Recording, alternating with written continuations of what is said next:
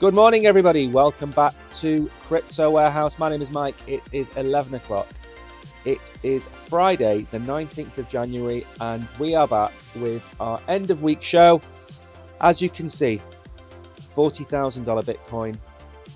There's a big difference between a December $40,000 Bitcoin and a January $40,000 Bitcoin. So what we're going to do today is we are going to go through precisely why we are where we are, precisely what has been happening, what effect the ETFs are having, what effect Grayscale is having, what effect the movement of assets are having, and then we're going to look at the news coming out about Bitcoin, which clearly shows that the price is not reflecting what is going on in the markets. So of course, we're going to do the new segment of the show, which is the X-Files. We're going to go through some tweets. We're going to do this for the second half of the week. The first half of the week, we're going to do more TA, more project reviews. But for the second half of the week, as the week goes on, we'll do more X-Files because there's simply more news. We're going to go through a lot of content to do with Bitcoin today, so prepare for that. We're going to go through the SEC case with Binance. We're going to go through Binance becoming the second largest ETF in the world already a week in. We're going to look at the layer 2s on Bitcoin. We're going to actually take one other token today, and that is Solana. We're going to look at Solana, why people are expecting Solana to go past $500 and surpass Ethereum in this crypto bull run. The maths don't stack up for me. I don't think there's a chance of Solana catching Ethereum, but we're going to go through that. And then at the end, of course, 11:45 or thereabouts, we are going to go through the quiz. Now, first of all, before we begin, a big good morning to Hidden Agendas in chat. How are you today this morning? Remember, wherever you are, say hello in chat. We'll give you a shout out. We've just dropped a couple of boxes as we've been going along. Please don't ask for money in chat. Please don't ask for $10 or 1 Bitcoin. It's not that kind of chat. If you want to ask for money, go to another stream because that's not welcome on these streams. We are here to try and educate people as best we can to the best of our ability. And that might not be 100% accurate all the time, but we do give it our best shot. So first of all, we're going to start off with some tweets. We've obviously got the tweet up here. And I mean, it depends on the market that you are in.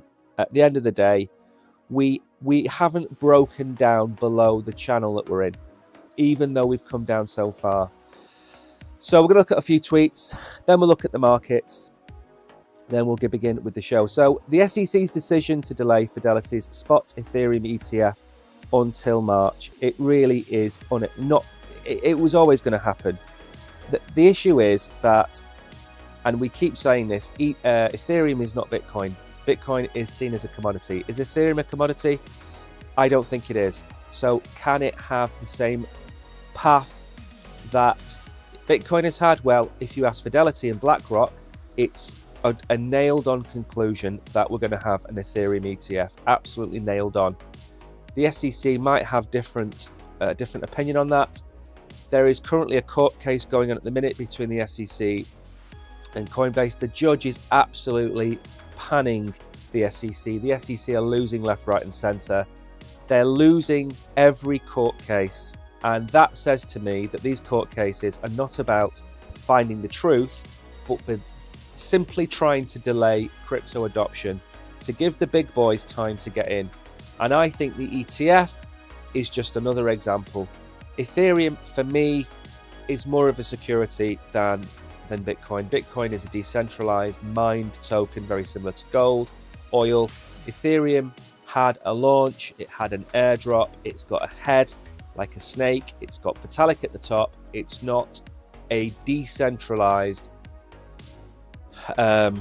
uncensorable proof of work asset, it's proof of stake. So for me, the SEC delay is inevitable, and I think we're going to have a harder job than we've had with the Bitcoin ETF, but we've got BlackRock behind it. So expect BlackRock to get their own way at the end of the day. Now, the Uber CEO has said that Uber will 100% definitely accept Bitcoin and crypto payments in the future. Uber is, of course, the huge gig, not car sharing, what's the word, taxi service in America, in Europe, probably most of the places around the world. Again, massively bullish news. We've got loads of bullish news today about Bitcoin. The only thing that isn't bullish is the price, which we're going to get onto. Now, this is a chart that I'm going to keep up on the screen probably for the rest of the show. This is the Bitcoin holdings, the US dollar spot Bitcoin holdings since its inception. Very briefly, you see how many Bitcoin are being held by these ETFs. We have 650,000 Bitcoin already. 660,000, sorry, Bitcoin already. This font is terrible. Worth about $27 billion. Now, what we need to remember is that the Grayscale Trust, which is the bottom one there, the inflows and outflows that have been going on this week, the majority of outflows have been leaving Grayscale and going into the other ETFs. I'm going to try and make this a little bit smaller so you guys can see everything that's on the chart. Hopefully that's a little bit better. The long and short of it is, even though we've seen massive outflows of 38,000 Bitcoin from Grayscale, there is still a net of 30,000 Bitcoin being bought by these ETFs over a ridiculously short space of time. BlackRock already has $1 billion in Bitcoin. The others are not too far behind. This is within a week. 1 week of the Bitcoin ETFs going live, and we've seen massive influxes of Bitcoin into these ETFs. Now, of course, naturally they're going to slow down. Naturally, we're not going to see this level of Bitcoin buying moving forward. But even when the pace slows down, the drag of the Bitcoin out of the exchanges, the drag on the supply, including the halving, is going to start to push the price of Bitcoin up. I said last Thursday or Friday that we would expect to see by yesterday and today the volumes coming back into Bitcoin going up, and we have a chart to show you that very thing. The first 3 days was obviously the Grayscale exodus was happening, but now we're seeing the money coming back in. Especially yesterday, the money started to come back in. I know we've had a sell-off. I know we've had the sell-off, but Grayscale continues to have to sell. I know they're transferring funds to BlackRock, but they're still having to sell Bitcoin to fulfill their requirements. So even though the money is coming in, it's being fought with sell pressure from Grayscale. There's really not a lot we can do about this at this moment in time, and it is going to ease. It is going to ease.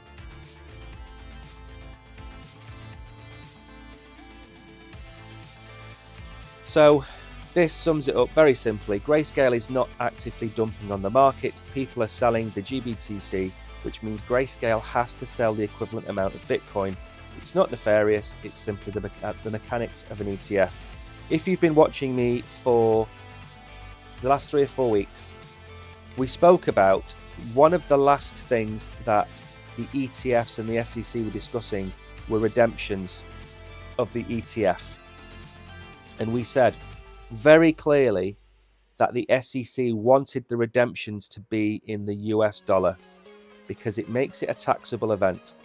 So if you have 1 Bitcoin with Grayscale and you transfer that 1 Bitcoin from Grayscale to BlackRock, that's not a taxable event. So the taxman doesn't get his share of the profits. What the SEC have said is, if you want to move 1 Bitcoin from Grayscale to BlackRock, Grayscale has to sell the Bitcoin for you. Let's say it's $42,000. Send you the $42,000. You then have to pay tax on any profits made on that $42,000. And then you need to send that money back into BlackRock to then buy the Bitcoin all over again. That created and has created massive sell pressure, which nobody expected. Nobody expected it. None of the crypto influencers, Ben Cowan, nobody thought this was going to happen in the way it happened. And it's very simple. Grayscale's fees per year are 1.5%. BlackRock and the others are 0.25%, 0.2%. So there's a massive difference. Think about it. Over the course of 10 years, that 1% compounded is you're paying $420 a year out of your $42,000 a year to hold your Bitcoin with somebody that charges you 1%. If you are with somebody that charges you 0.25%, instead of paying $420 a year, you're paying $105 a year. Now compound that over 10 years. Imagine the price of Bitcoin is at $200,000. Then that 1% is suddenly $2,000 a year rather than $500 a year. So there's massive movements of these funds out of Grayscale into all of the other ETFs. This sell pressure cannot continue. At some point, Grayscale is going to exhaust, or the clients of Grayscale are going to exhaust their sell. Remember, they were buying it at a discount anyway. It's been at a discount for the last 2 years. So for every $100 of Bitcoin you were buying, you were paying $80, $75. So you're buying it at a big discount anyway. When it gets converted to the ETF, that 40-30% discount goes to zero because it's spot. So you've made 30-40% gains there. So they're going to want to get out and maybe sell and not come back, or they're going to want to get out and move. This is just the natural flow of the market. So let's get on to some actual news. Now we've kind of gone through where we are, and hopefully it's given you an idea of what's actually been going on, because I think a lot of people are just in panic mode. Why is the price of Bitcoin not at $75,000? Why is it not at $65,000? And don't get me wrong, we should be nearer to $50,000 and $40,000 right now. We should be at least at $45,000. But this has been a black swan, a crypto black swan, as close to a black swan as you can get, and it's brought the price down. But even with the massive sell pressure of the last 5 days, we haven't actually broken all the way down yet. Now maybe I'm going to be wrong. Maybe we're going to be at $37,000 this time next week. Maybe Ben Cowan is right and we get to $32,000 or $30,000. Maybe they're all right. But this is a magnified position we're in right now, where all of the purchasing of Fidelity and BlackRock is being negated by the dumping of Bitcoin by Grayscale. And at some point that dumping has to slow down, and at some point BlackRock and Fidelity and ARK's purchasing is going to drive the price up. And yes, a lot of people are saying it's been buy the rumor, sell the news. This isn't a buy the rumor, sell the news event. Look at the price of Bitcoin outside of the ETF hours. So look at Bitcoin over the weekend. It didn't dump. Look at Bitcoin between 11 o'clock last night and this morning. It hasn't dumped. It dumped during the American trading hours. So come 3 or 4 o'clock this afternoon, which is in about 4 hours from now, 4 or 5 hours from now, we're going to see the price of Bitcoin slowly start to move again. Now, is it going to go up or down today? Are we going to see $40,000? Are we going to try and break $40,000 today? Who knows? But at some point, it's going to swing in the other direction, and that money that's had to come out of Grayscale is going to start coming into BlackRock and everybody else. However, let's get on with some news. Actually, let me drop a box before we get onto some news. We're a couple of minutes into the show. Good morning to you all. Is there anybody in chat today? I can't see the chat. If you are in chat, I apologize. I'm trying to see as many messages as possible, but it's just full. Excuse me. It's full of spam. So if you are an OG and you are in chat, try and say hello. I will try and pick up your message. But I cannot see too many messages in chat today. It's really bad. So I'll drop a box anyway. Hopefully that will flush out some of the spammers, and we will get on with the show. If you are wondering what I'm doing because you're watching on YouTube, we are streaming simultaneously on Binance as well, and we drop red boxes on Binance throughout the show. We give people free crypto every stream we do. We stream Monday to Saturday, 11 o'clock every day without fail. I'm in the studio tomorrow with Brogan. We're going to do a live video stream tomorrow. It's the nicest stream of the week because we get to go on camera. So make sure wherever you're watching us, press the follow button and smash the like button. That's the best way to help us. So the historic arrival of the ETFs to Wall Street has been the talk of the crypto world since traditional finance titan BlackRock filed its application for its investment product last June. BlackRock now has the $1 billion so far in assets. We're going to talk about the comparison of Bitcoin to other commodities in a minute.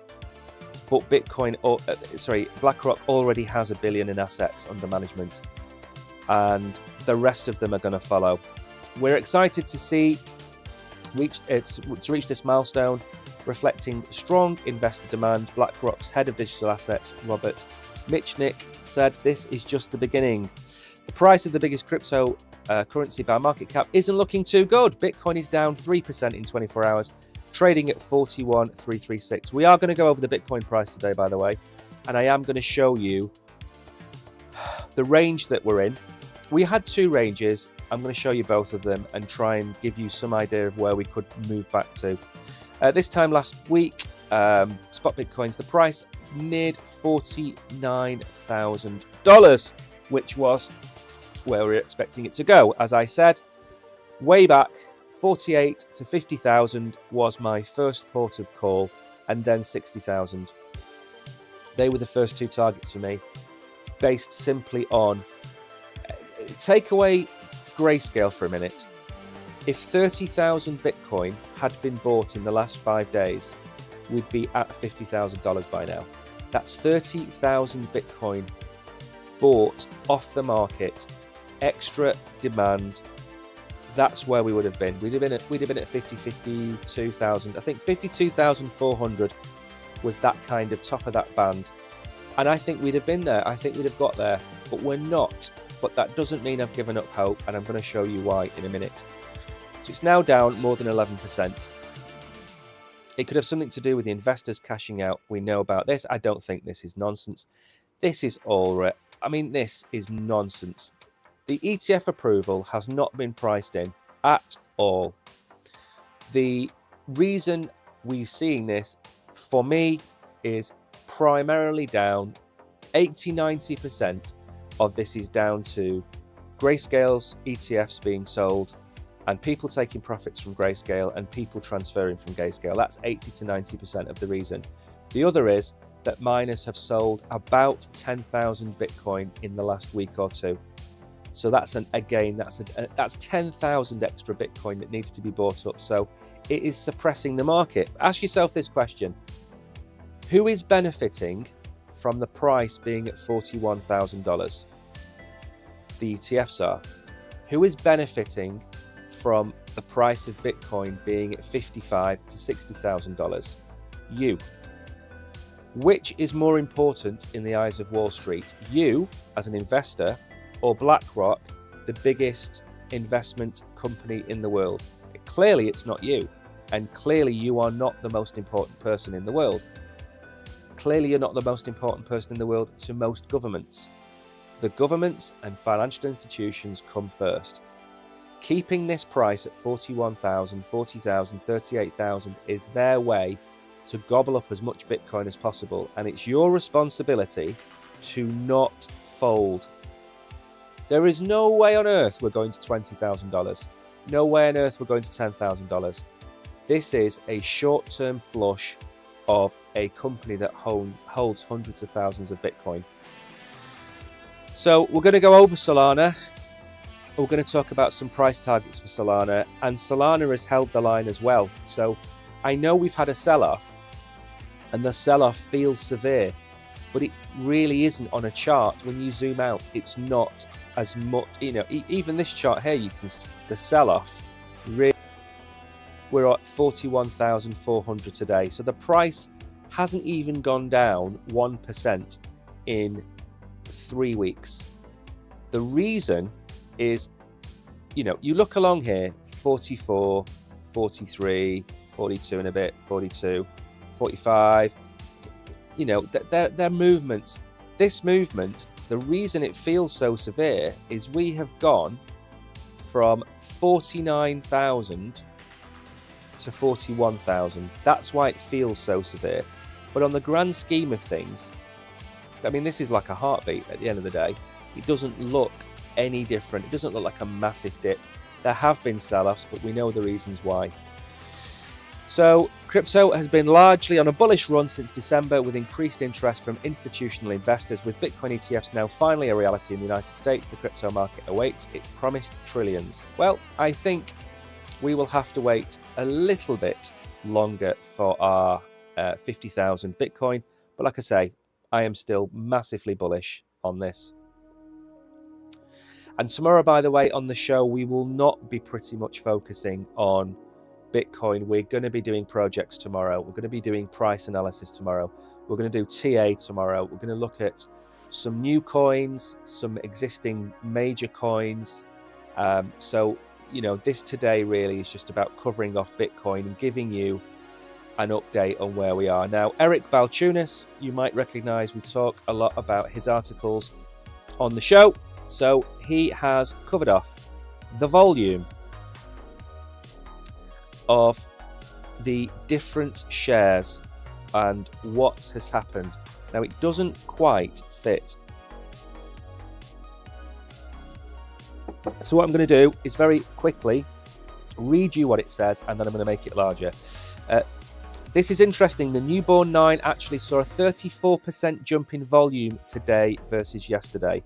Now, this was yesterday, so this is Thursday. Remember what I said last week?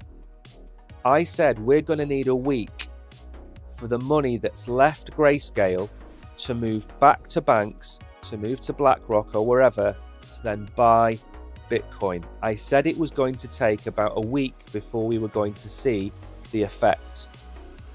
A week was yesterday. So there was a 34% jump in volume today versus yesterday. Normally with a hyped up launch, you see volume steadily decrease each day post-launch. Rare to see it reverse back up. All but one saw jumps, but GBTC change flat, so it wasn't a volatility thing. Good thing in my opinion. Now let me open this to show you. Oh my word, that's the smallest image in history.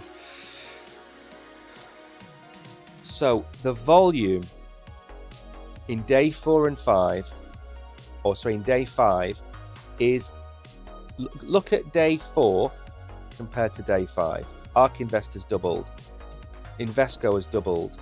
Bitwise is up 50%. HODL is up 60%, 50%. These small ones down here are nothings.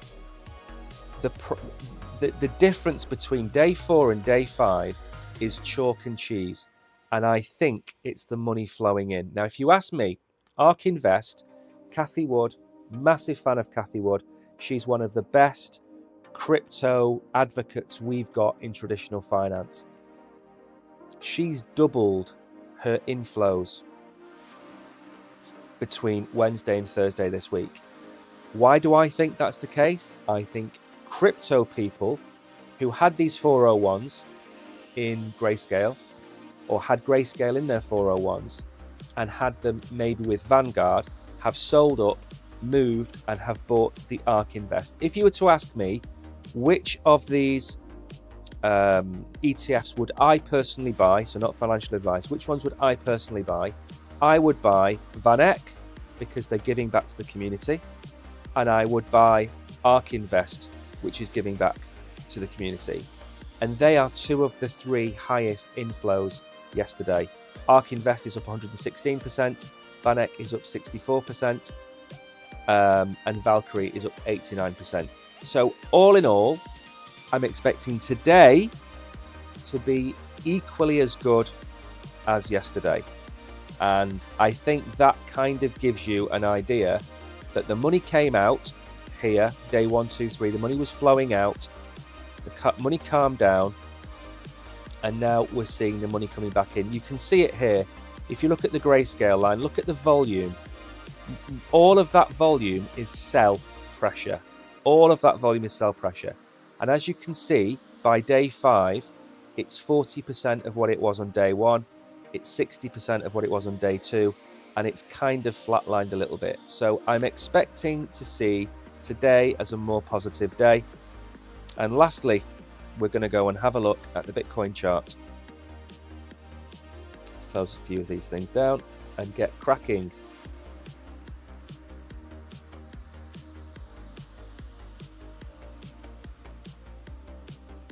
Where are we? Okay, so we have our upward channel that we've had for some time, which started back here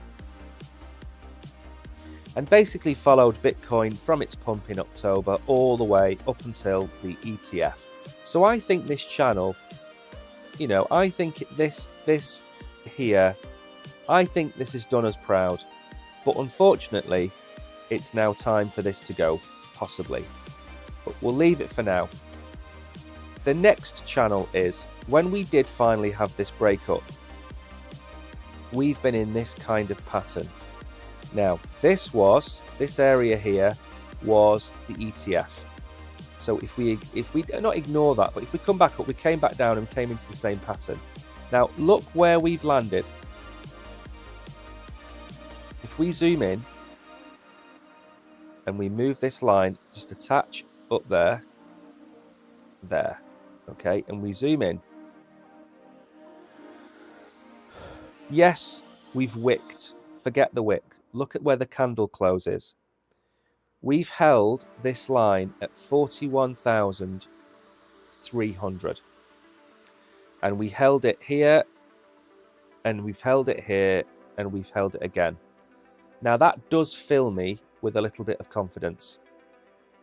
What I would like to see over the course of the weekend is some kind of small movement back up towards this $43,000 range.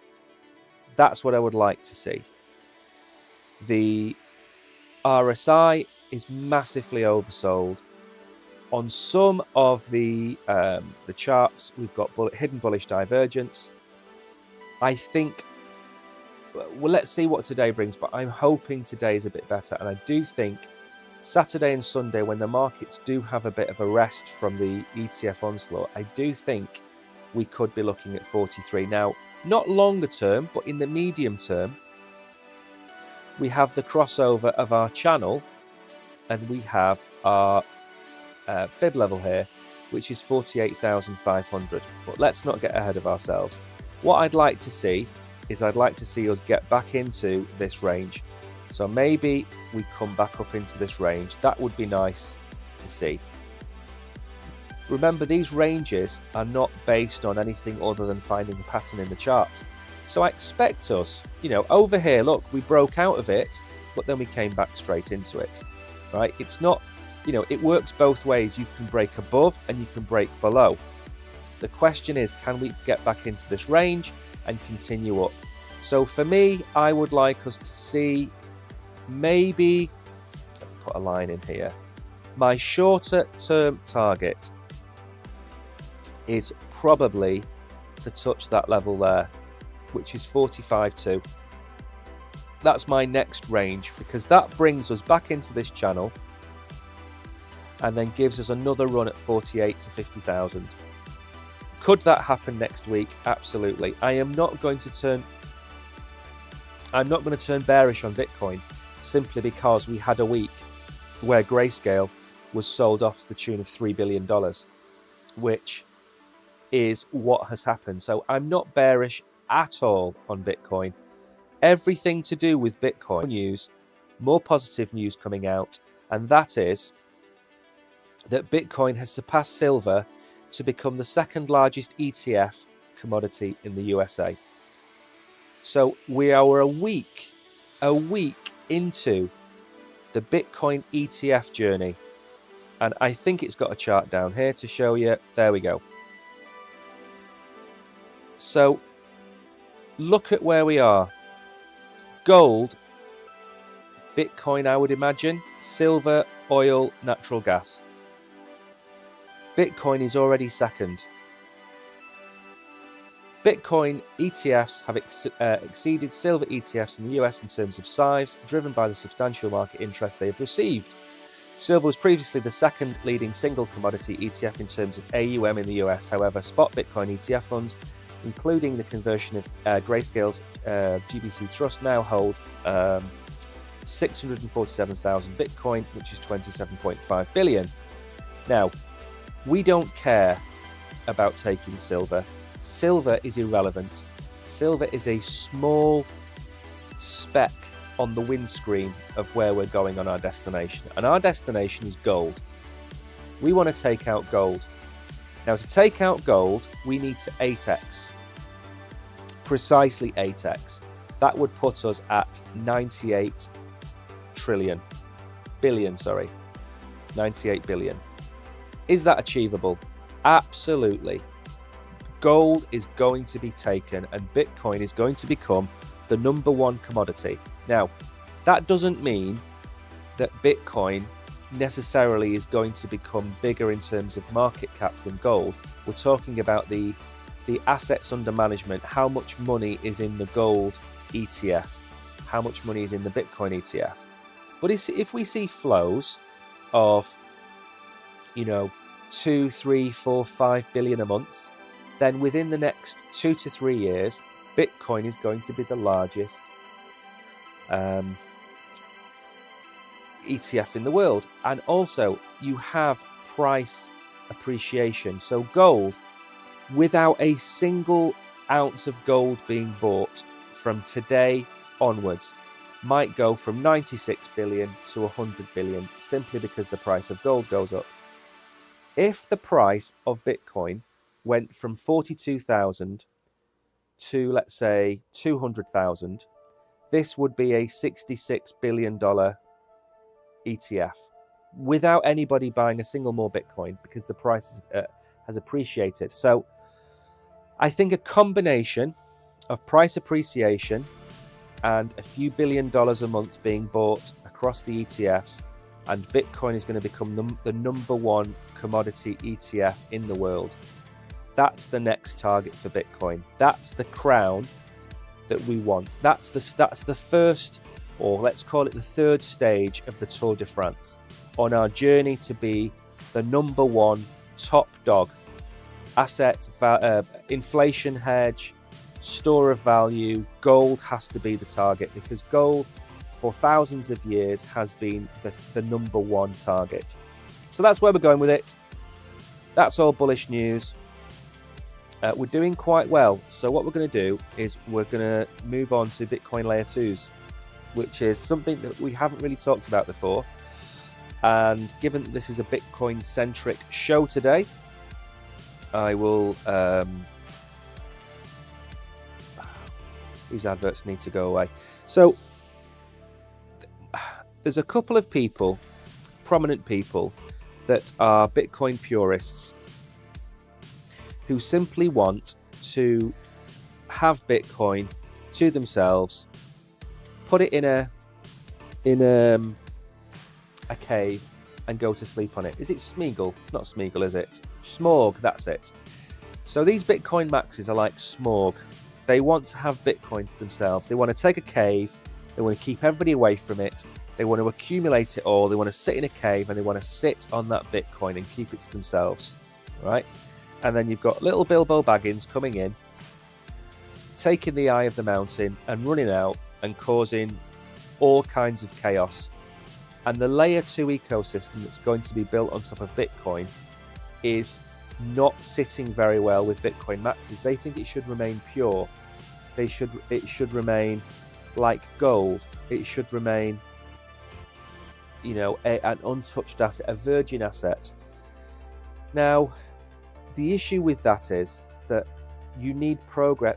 We can't compare Bitcoin to gold, like for like.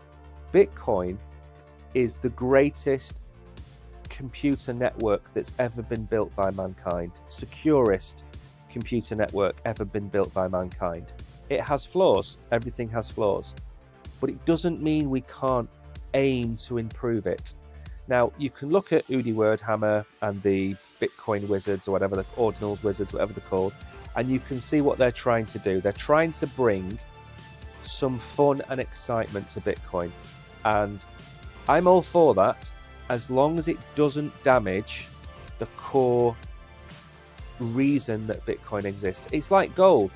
You can have gold bars, and the Bitcoin maxis can keep their gold bars, but some people want to turn it into jewelry and wear it as rings, or turn it into goblets, or turn it into necklaces, whatever it might be. Gold isn't just a store of value, it can be used to decorate your person with it. Bitcoin doesn't just have to be held in blocks of Bitcoin. It can be used, it's more than the sum of its parts. It can be used for other things. And layer 2s, and I've been screaming about wanting to be able to do this, Cardano has the ability to help validate other blockchains and in return get paid a reward for doing that. And we've mentioned this a few times, and there is a project that's been signed off that is going to allow Bitcoin to be used to validate other blockchains, and that would, under the right circumstances, generate a yield for people holding Bitcoin. Remember, think of the value of Bitcoin. It's the most secure network in the world. It's powered by thousands of miners. Now, if you can tap into that to power, let's say, the Solana blockchain, so you would stake your Bitcoin on a Bitcoin layer 2, so there's no wormhole vulnerabilities, contract vulnerabilities, whatever. You could stake that on Bitcoin on a layer 2, and that layer 2 uses that Bitcoin as if value to holding Bitcoin. That one Bitcoin alone could generate you a yield of 3, 4, 5% a year in Solana, in Cardano, in another chain's tokens, without ever having to leave the Bitcoin network. And for me, I'm all for it, because you're using the power of the biggest blockchain in the world to help smaller blockchains around it, and in return you're being rewarded for that. Now, surely that's a good thing. Surely that's a good thing. So Bitcoin, which suffered last year from congestion, we know about this. Existing solutions like the Lightning Network could see growth, but new projects are in the works, according to the Bitcoin Layers report. A trend would appear to take insight from Ethereum's architecture. Dozens of layer 2 projects have sprouted in the Ethereum ecosystem, we know. Arbitrum, Optimism. I love the fact that Polygon is listed last, even though it's the best one. It should be Polygon, Optimism, and Arbitrum. Are now pushing to foster additional networks based on their own blueprints. Exactly. The layer 2 networks on Bitcoin are at an early stage. We know about this, but we can learn from everybody else. We can learn from them. Look at the BRC20 standard. It's kind of trying to replicate the NFT buzz on blockchain that was built on Ethereum and is now running so well on Solana. So there's no reason, I mean, Bitcoin was the first, everybody copied from Bitcoin. There's no reason why Bitcoin can't turn around and say, well, you know what, we really like what you've done on Ethereum, we're going to take that. We really like what you've done on Solana, we're going to take that. We really like what you've done on Cardano, we're going to take that. There's no reason they can't do that. No reason at all. And I'm all for it. So the limitations of Bitcoin, to a large extent, revolve around the lack of programmability or application functionality and slow transaction speeds. We know that. That's why the Lightning Network is being pushed. But I think he's called Joe Nakamoto. He's, I think he used to work for CoinDesk or Cointelegraph. He travels the world trying to spend his Bitcoin in places. So he will go to, Cuba and pay for a hotel room in Bitcoin. And, I like him. He's got a terrible ponytail and a terrible mustache, but I like the guy. So along with Lightning, Layer 2 projects like Stacks, Liquid, and Rootstock make up what the report refers to as the Big Four, which on a combined basis make up the majority of Layer 2 transactions. The projects which will need refinement so they don't fall victim to the inherent limitations of the Bitcoin network One particular upgrade on the radar is Stack's Nakamoto release, designed to enable cheap Bitcoin transfers on a layer 2, improving transaction speeds to around 5 seconds instead of 10 to 30 minutes or even more. ARC, for example, is a layer 2 protocol allowing off-chain payments in which recipients receive payments without acquiring inbound liquidity, with the goal of lower costs than Lightning. Mint layer is another designed to act as a Bitcoin sidechain optimized for DeFi-related activities. This, and again, do your own research. This is something that you should be going to look into. Go and look at Mint layer. DeFi with Binance, with Bitcoin, is going to be stratospherically massive. Look at the volume of fees. Ethereum charges, hefty fees. Solana doesn't charge anything. Number one is always Bitcoin. It's miles away because it's proof of work. So if you can get a DeFi system coupled into Binance, into Bitcoin, then you have, Mint layer could become a $30 billion project overnight. It's that important. So for me, layer 2s are the next evolution for Bitcoin. We don't want to touch Bitcoin. We don't want to change the way Bitcoin works. And we certainly don't want to introduce vulnerabilities to Bitcoin. How do we get around that? We build layer 2s on top. We kind of create a division between the activity and the blockchain. And for me, that's why Matic is so amazing. Matic is the greatest layer 2 chain there is. There is no layer 2 anywhere near Matic. Matic has its own ecosystem. Now, I said layer 2. I'm not saying it's better than Solana. I'm not saying better than Cardano. I'm saying as a layer 2 that sits on top of Ethereum, it's the greatest layer 2 out there. It might not be the greatest layer 2 in 5 years' time, but at this moment in time, and for the last 4 years, it has knocked the spots off everything.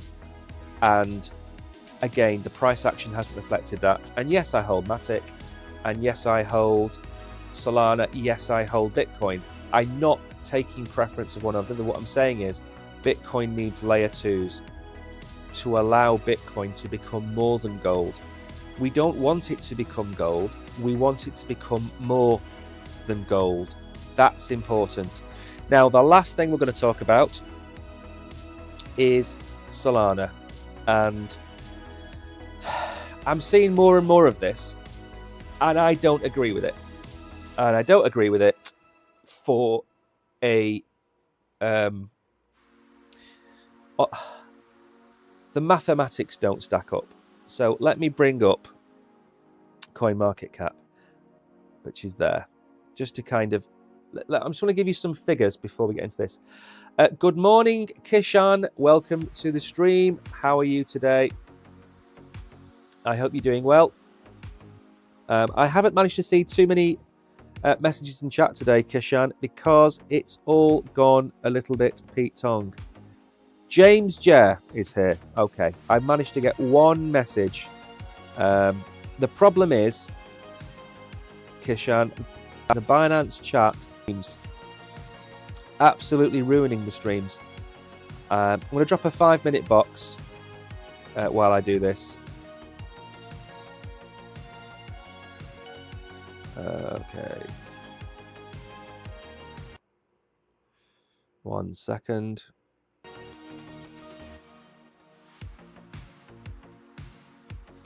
So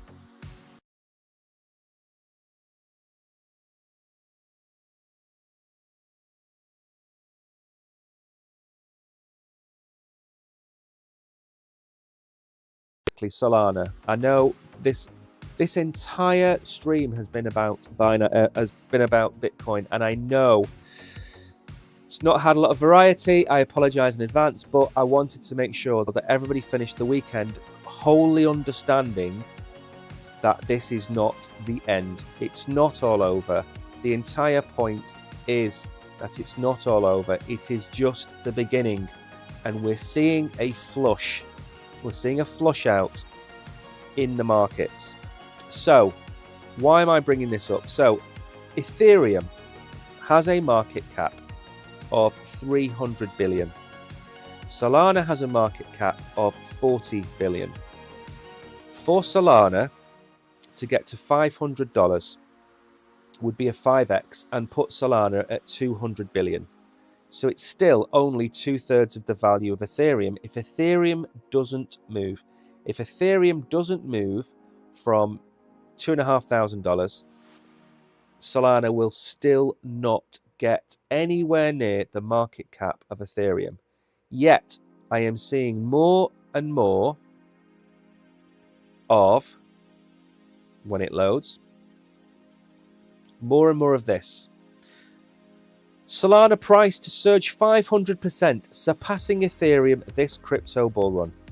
So as we've just said, if it does surge 500% from $100, it would put it at 200 billion, which is still only 2/3 of the market. Bitcoin and Ethereum are on slower trains. They have more carriages. They hold more people. They have more value. They move slower. They are the freight trains of the rail network.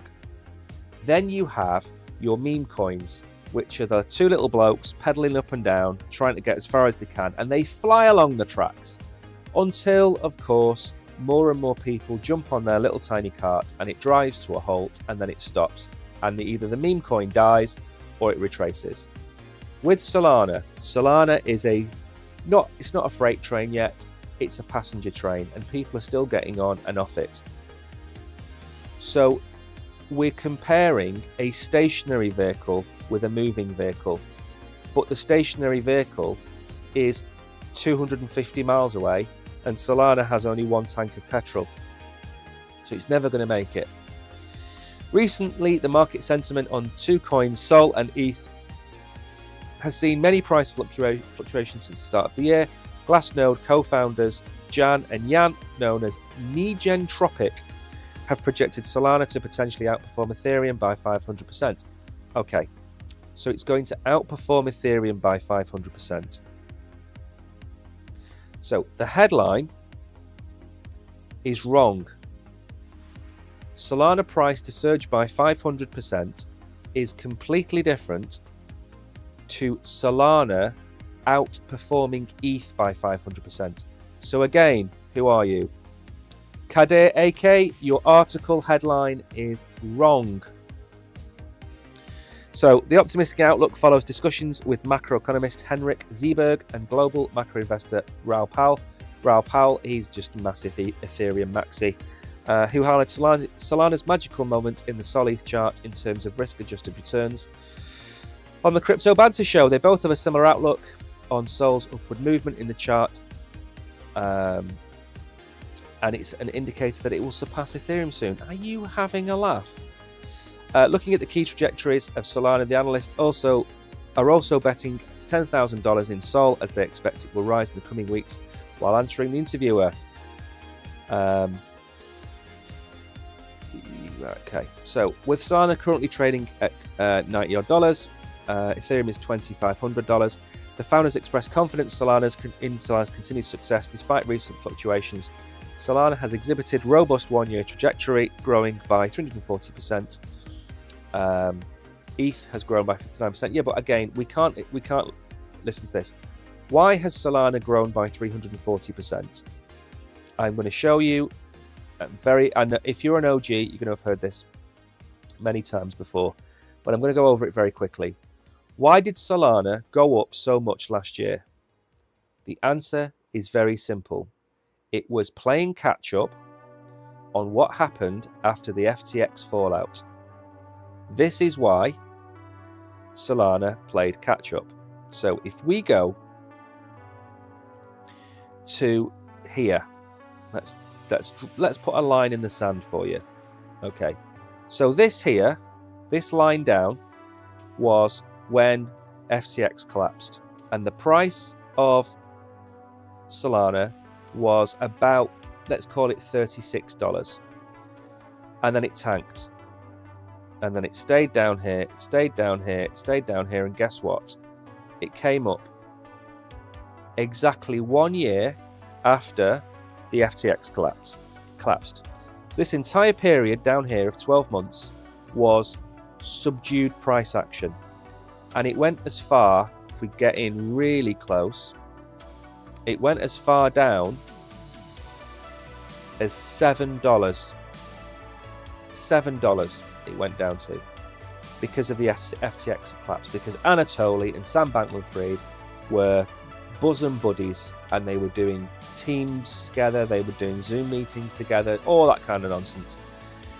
So the price action last year should have started probably about here, should have started at about $43. And then the price today is $94, so it had gone up, let's say 100% in the last 12 months. That's what it should have gone up by. And if we look at that, Ethereum went up by 60%, Solana going up by 100% is expected because Solana is a lower cap coin. So it's not a like-for-like comparison, and there are absolute reasons why this happened the way it happened. So don't get tricked by some big numbers just because it looks so good. But getting back to the price action, let's go back to the daily. We have got the same trend line that we have had for probably most of last year on here. We certainly were looking at it in November. Now, this goes back here again, beginning of August. Look, we've done the same thing that we promised we were going to do all along. We have been following this trend line, and every time we get away from it, you know, we have a little bit of a bounce up, we come down and we come down, but we've stuck to it, and we've done that now for 4 solid months. We're at a massive level of liquidity. We are above this line, and that line hasn't been broken or hasn't had a wick close under this line for 4 months. Yes, we got ahead of ourselves. This was all bullish news, but it doesn't matter. We get ahead of ourselves. We've still come back down and held this. Now look at the bull market support band. When we started this little journey on Solana, this was at $21. And this is the same thing that applies to Bitcoin. The longer Bitcoin stays 40, 41, 42, the more the bull market support band catches up to Bitcoin. And I think we are going to retest the bull market support band at some point, but I think it's going to be over $40,000 when we test it. Maybe if we test it in 2 weeks' time or a week's time, we'll bounce off 40,000. Maybe we'll wick below 40,000 and go to 39.8, 39.6, whatever. But I don't think we're going to have a weekly close below 40,000 before the bull market support band catches up. Now, if there is, as a caveat, some black swan event that happens, American troops get sent somewhere, another conflict begins, X actually turns out to be real, everything I'm saying is off the table. This is if we can just keep the upward trajectory of what we have got. So, where can we go in the short term for Solana? Well, the next level for me to attempt to get to is this level here, which is back at $102. We're not far away, 5% away. It's a wick.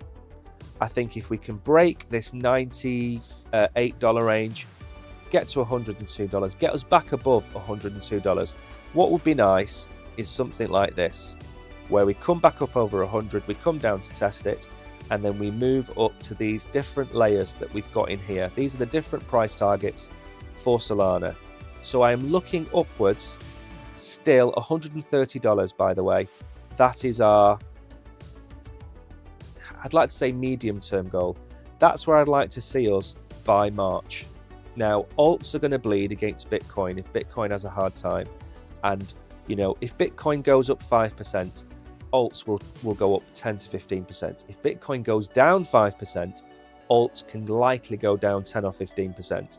So everything we say has to be taken into the context of Bitcoin. Bitcoin is 50% of the entire market. If Bitcoin stays at the range it's at, we could see the alts recover. Okay? If Bitcoin pumps, the alts will stay the same and then pump themselves. If Bitcoin tanks, then we could come probably down to the bull market support band on the way down. There's a few layers on the way down, to be fair. There's this one and there's this one. So if we did lose, let's say we lost $91, we're down to 73 and then we're down to 62. If you can buy a $62 Solana, buy 2 of them, not financial advice. The way to think about this is, if you have belief in the project, like Solana. So Solana at some point is probably going to have an ETF. I don't agree with that, but it probably will.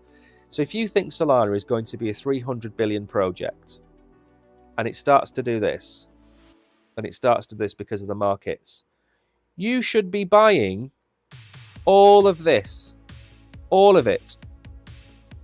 In 2 years' time, if Solana gets to $400 or $500, and I say to you, did you buy it at $65, $75, $85, $95? And you say no because it was going down. Well, we're at $500 today. If you bought today at $95 and in 2 years' time it's 5x'd, does it matter? No. Does it matter if you buy Bitcoin at 41,000 or 42,000 and it gets to 200 or 100,000? No, it doesn't. It doesn't matter. The point of dollar cost averaging into these coins is you end up with an average price. If you dollar cost averaged into Solana every week from here, you'd have an average price of maybe $40 for Solana. So don't be scared when the price is red and the price goes down. Don't be scared. Look for the reasons behind it. Listen to, crypto influencers, streamers. Listen to what they've got to say about it. If there's a valid reason the price has gone down, a macro environmental change, interest rates have gone up, America starts a conflict with somebody, or there's a new pandemic or whatever, macro environmental changes push the price down. Black swans like Vanguard not allowing you to buy Bitcoin pushes the price down. Grayscale being sold pushes the price down. But they are the reasons why it's happening. And zoom out. Zoom out. Look at where Solana was. Hang on. Look at where Solana was. Down here. $11. $11. Let's go. So if you'd have bought this time last year, you'd have got a $22 Solana. So you'd have 4x your money, $100 by the end of the year. Most of you would have thought, he's been a moon boy, his maths are off, it's never going to happen, Solana's dead, it's finished. I say the same thing. When Solana is in the red zone, and I'm not going to draw it now, if Solana's in the red zone, Cardano's in the red zone, XRP's in the red zone, and you personally believe that project is going to be here in 5 or 10 years' time, you buy it. Not financial advice. You buy it, because the red zone is like the January sales. The January sales of crypto happens when coins are in the red. And what is going to happen, and I want you all to avoid this, you are all going to buy here. Every one of you is going to buy here, because you're going to think that this is going to do this. Okay? And nobody sees this. Nobody sees this. So in 2 years' time, when I say, right, I'm starting to sell my Bitcoin, I'm starting to sell my Ethereum, I'm starting to sell my Cardano, we're getting to the end of the cycle, and the price is going up every day, you're all going to think I'm mad. Because I thought the crypto influencers 8 years ago and 4 years ago that were saying the same thing that I'm saying to you now, I thought they were all mad. Oh, it's going to keep going up. It's going to hit $100,000. Solana's going to $1,000. And, this is me here. And this is all the people who've been in the markets for 12, 15, 20 years. They are selling here, and you are buying all that. And you become the exit liquidity. And that is what you have to avoid. So I'm trying to tell you now, is when it's in the red, you buy. When it starts to blow off, if we get to $500, $600 up here, if we get up here, and you've bought Solana at $95 today, you've 6x'd your money.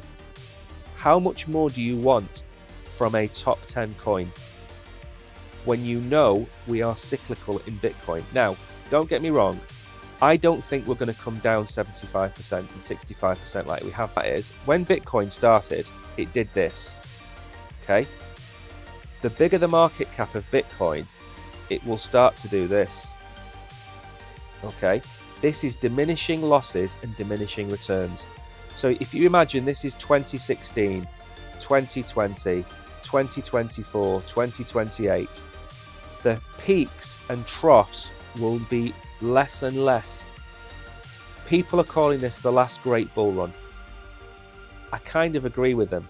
If we get to $200,000 on Bitcoin, that's a 5x. Do you honestly think it's going to go from 200,000 to 1 million in the next bull run and do another 5x?